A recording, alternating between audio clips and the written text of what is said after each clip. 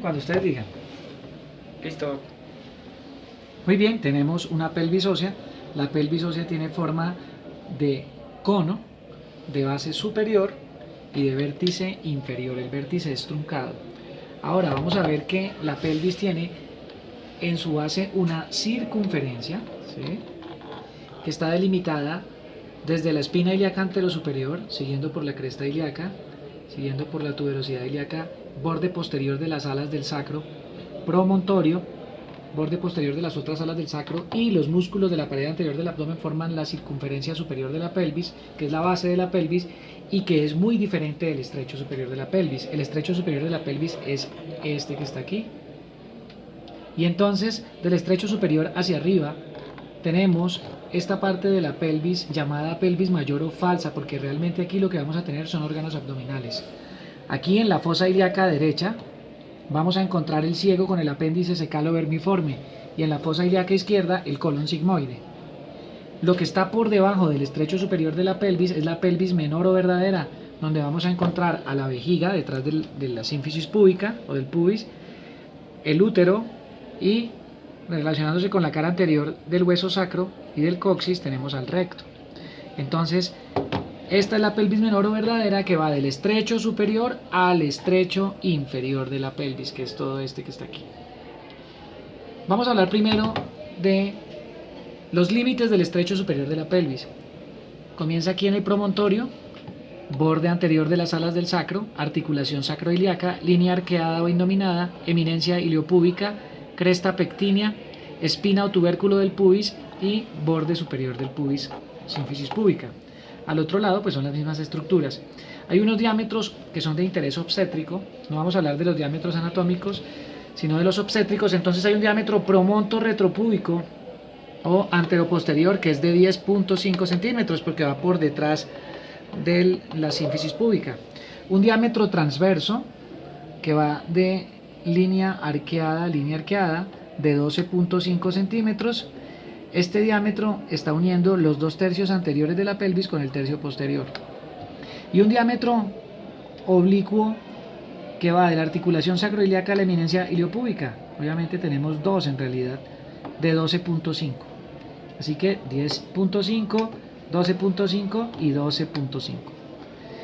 Los límites del estrecho inferior de la pelvis son diferentes. Entonces tenemos aquí al ángulo subpúbico o borde infrapúbico, las ramas isquiopúbicas, las tuberosidades isquiáticas, los ligamentos sacrotuberosos o sacrociáticos mayores, y tenemos aquí al sacro con el coxis.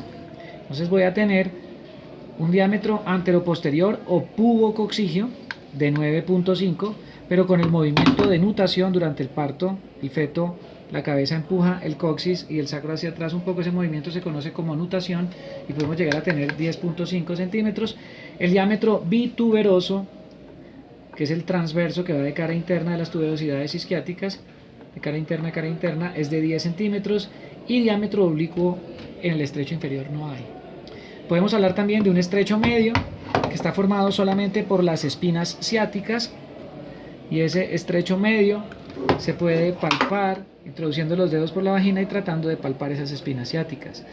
Si las espinas ciáticas están hacia adelante, pues ese estrecho medio está aún más cerrado, y normalmente ese diámetro biespinoso que forma el estrecho medio solo tiene un diámetro que es transverso de espina a espina, es de 9.5 centímetros. Los diámetros del estrecho superior y del estrecho medio son inmodificables. Los únicos que se modifican por el movimiento de nutación es el diámetro anteroposterior o pubocoxigio del estrecho inferior de la pelvis. Para recordar algo de la anatomía del hueso coxalo ilíaco, recordar que es un hueso plano, que tiene un borde superior formado por la cresta ilíaca, que esta cresta ilíaca se ensancha en la parte anterior para formar el tubérculo del glúteo medio y en la parte posterior porque forma la tuberosidad ilíaca.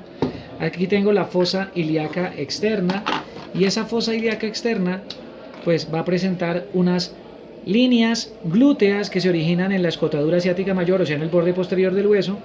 Sí, vamos a encontrar una línea glútea inferior, una línea glútea anterior y una línea glútea más o menos a esta altura, la línea glútea posterior, que me está definiendo que por detrás de la línea glútea posterior se inserta el músculo glúteo mayor, Siendo el glúteo mayor más grande que los demás glúteos, tiene este espacio reducido en el hueso coxal porque se está insertando principalmente en los ligamentos sacroiliacos posteriores y en el hueso sacro. De línea glútea posterior a línea glútea anterior está el sitio de inserción del músculo glúteo medio, entre la línea glútea anterior y la inferior el del glúteo menor, y por debajo de la línea glútea inferior está la ceja supracotiloidea, sitio de inserción del tendón reflejo del músculo recto femoral, que es parte del cuádriceps. En el borde anterior, bueno, o sigamos por la cara lateral, aquí la cavidad articular más grande del cuerpo y del hueso coxal, el cotiloacetábulo, cavidad acetabular, que tiene una superficie semilunar con un cuerno anterior y un cuerno posterior, o una proyección anterior y posterior, donde hay cartílago hialino, y en el trasfondo de la cavidad cotiloidea no hay cartílago. Aquí está la inserción del ligamento redondo con 3 lengüetas tendinosas que tienen ese sitio. Aquí tenemos la escotadura, una escotadura que permite el paso de una rama de la arteria obturatriz que va a ir a irrigar el ligamento redondo y parte de esa articulación. Y tenemos el agujero obturado o isquiopúbico, obturado porque está cubierto por la membrana obturatriz, el músculo obturador externo y el obturador interno.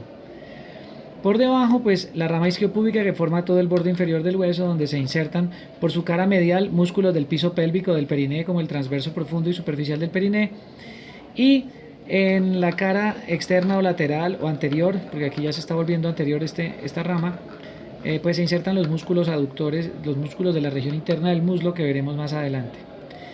En el borde anterior del hueso encuentro la espina ilíaca anterosuperior, donde se inserta el músculo sartorio, el ligamento inguinal, el músculo tensor de la fascia lata, la escotadura innominada por donde pasa el nervio femorocutáneo lateral, la espina ilíaca anteroinferior, donde se inserta el tendón directo del músculo recto femoral, la escotadura para el músculo psoas ilíaco, la eminencia iliopúbica o iliopectínea y la rama superior del pubis con el pecten del pubis y la cresta pectínea, donde se inserta el músculo pectíneo y el ligamento pectíneo.